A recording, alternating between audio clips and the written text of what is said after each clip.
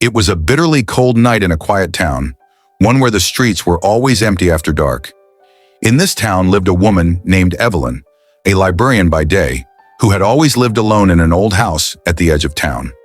One evening, after a long shift, Evelyn arrived home, only to find a strange letter slipped under her door. It was written in jagged handwriting. "The time is near. You cannot escape what's coming. The midnight caller will find you." Confused, Evelyn ignored it, thinking it was a prank, but she couldn't shake the feeling that something was wrong. The unease crept into her thoughts, making her heart race. Later that night, Evelyn sat in her living room, trying to forget the letter. Her phone rang, breaking the silence. It was an unknown number. She hesitated before answering. "Hello?" she whispered, her voice shaky. There was no answer, just heavy breathing on the other end. The line went dead after a few seconds. Shivering, Evelyn thought it was a wrong number, or maybe a prank.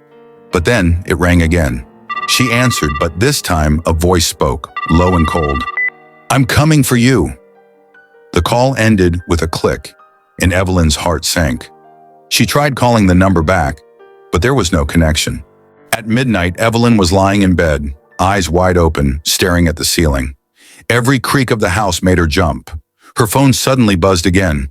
She picked it up with trembling hands, expecting more silence or that same cold voice. But this time, there was a message. "I am at your door." Her heart stopped. She rushed to the window, peeking outside, but the street was empty. Still, the message was undeniable. Someone or something was out there. The minutes dragged by like hours, each second filled with dread. And then, the sound she dreaded most, a knock at the door. Evelyn hesitated, her mind racing. Should she open the door? Should she call the police? But the knocking continued, each thud like a heartbeat in the silence of the night. Finally, with a shaking hand, she turned the doorknob. But when she opened the door, there was nothing. The porch was empty. The streetlights outside flickered as if mocking her. Suddenly, the air grew colder. She could see her breath in the air. Then from the shadows, she heard it, a whisper so faint, yet so close. "You opened the door. Now you'll never close it again." Before she could react, the door slammed shut on its own, and the house shook violently. The lights flickered and went out, plunging her into darkness.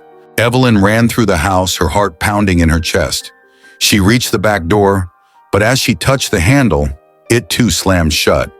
She could hear footsteps behind her, heavy and slow, like they were waiting for her to run. The whispers turned into guttural growls echoing through the walls.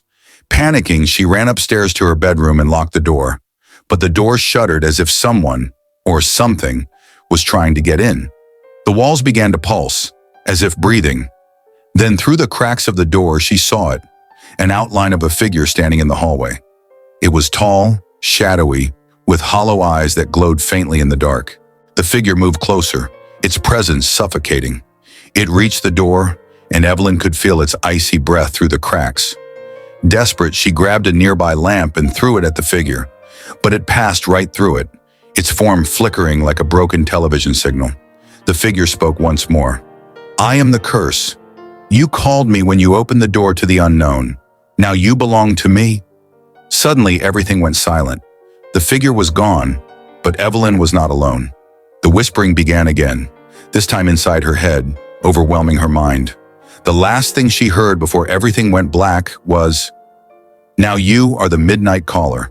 No one ever saw Evelyn again, but late at night, when the wind howls through the trees, there are reports of a phone ringing, an unknown number, and a cold whisper on the line. "I am coming for you.